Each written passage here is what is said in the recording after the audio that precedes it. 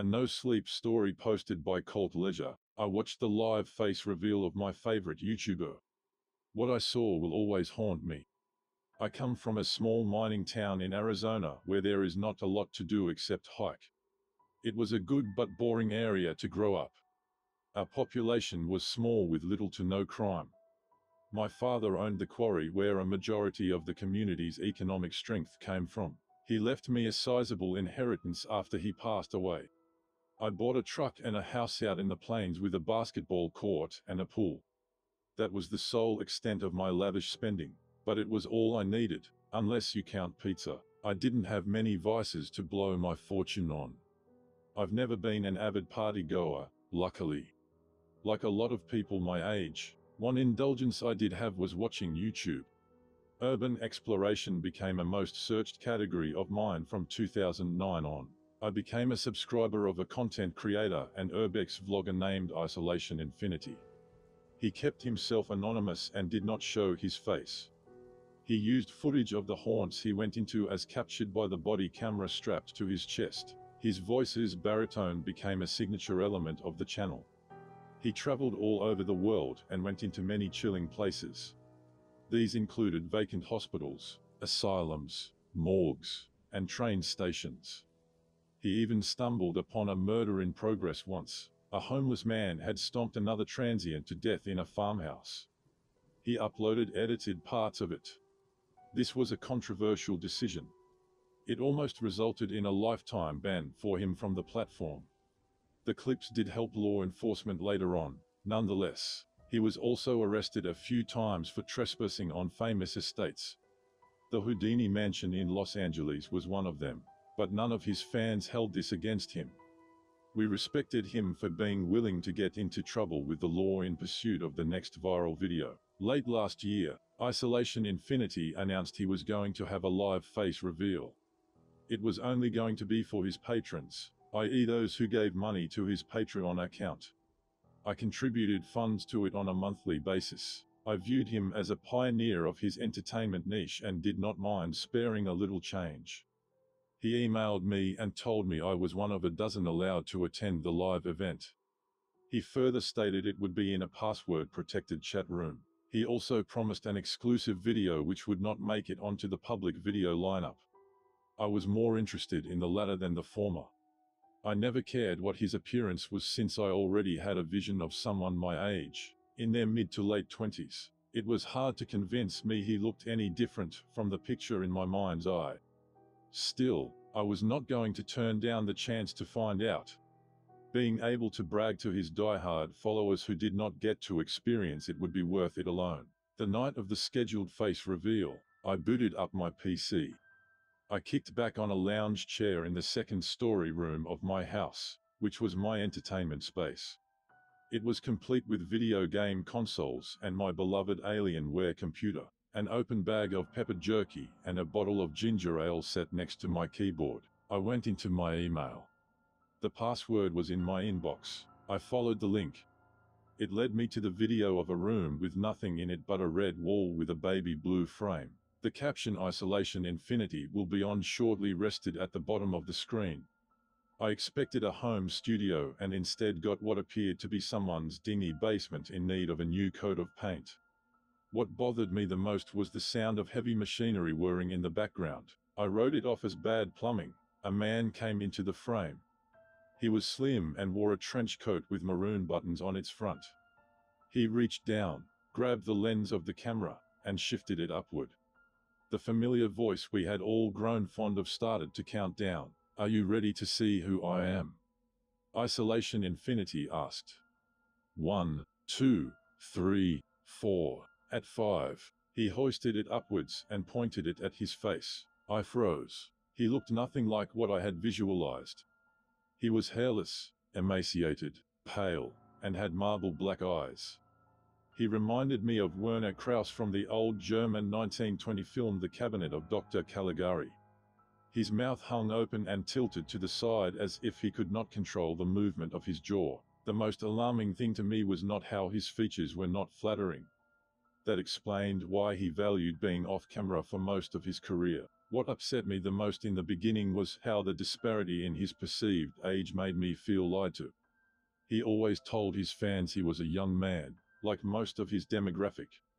The individual before me on the screen was in his 50s at the earliest. I have been fantasizing about broadcasting this for a long time, he said as he licked his lips. You have made this possible, and so I need to show my appreciation by giving thanks in the most sincere way I know how. He moved the camera to the left and I could not believe what I saw. A woman in her 30s sat on a grimy floor, her head down from evident exhaustion. Rusted chains circled her arms. She wore a tattered black top, as though someone's knife or nails had left wounds on portions of her torso. Stains were on her clothes. She had spent time in the dirt fighting someone or clawing her way out of a soiled embankment before this. Say something, he ordered her. Tell them you can't wait, die. The blades of a chainsaw came into view and its motor revved. She whimpered with pain, and when she tried to murmur something I saw blood drip from her mouth. I dragged the mouse cursor over to the right-hand side of the screen to see how many people were in the chat. The answer I received left me weak. No one else was there but me. The others had either left or were never there to begin with, and I was too stupid to notice until then. My heartbeat increased as I tried to close the window out. I could not. The X symbol on the right-hand side was visible but useless. It was like every virus-infected pop-up ad you could not escape from. What? Infinity Isolation asked. You don't like it, Mark? Everything I do is to make my most devoted subscribers happy. A chill ran through me. He knew my name. It took me a second to realize he had gotten it through my membership to his Patreon.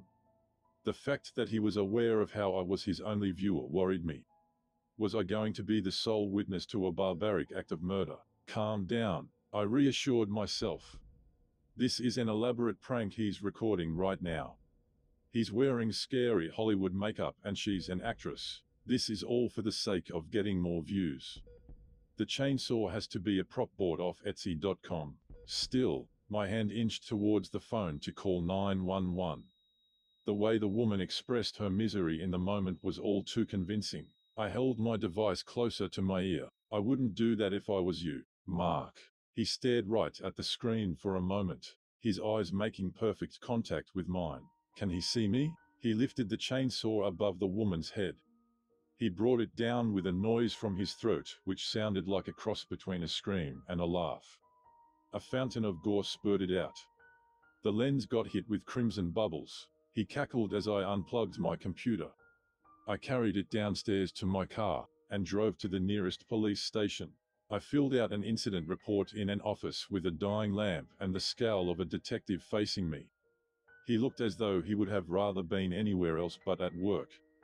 For the first 2 hours there, I had to convince them that I was not a crazy person. They thought I was there to waste their time with a fanciful tale of my correspondence with some creep. I hope it was all a hoax, I said. If this is not real, no one would be happier about it than me. Here's my computer. See if you can't trace where he's at in case I gagged before I could complete my thought. The idea of it being authentic was overwhelming.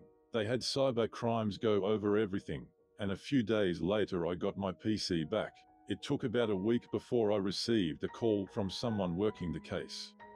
She was a homicide investigator named Samantha Brown. We found the killer was streaming from a bunker in Virginia, she said. It's an old fallout shelter abandoned since the Cold War. He calls himself the I-73 Butcher, since that highway is his preferred route. He uses it as a screen name on the dark web. Infinity Isolation is a serial killer. I asked, feeling a knot in my stomach. No, she said. The real Isolation Infinity is someone else.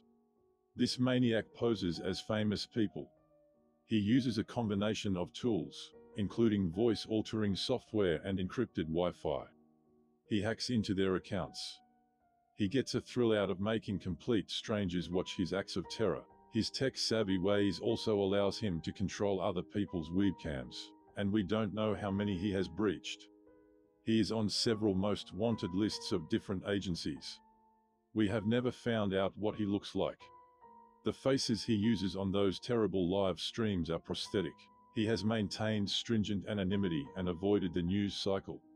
I'm sorry you saw such torment. The good part is you turning in your computer helped us at least find out his last known whereabouts. The scene's searched and we have some evidence. He's still out there somewhere, for now. I went to bed that night with a host of emotions.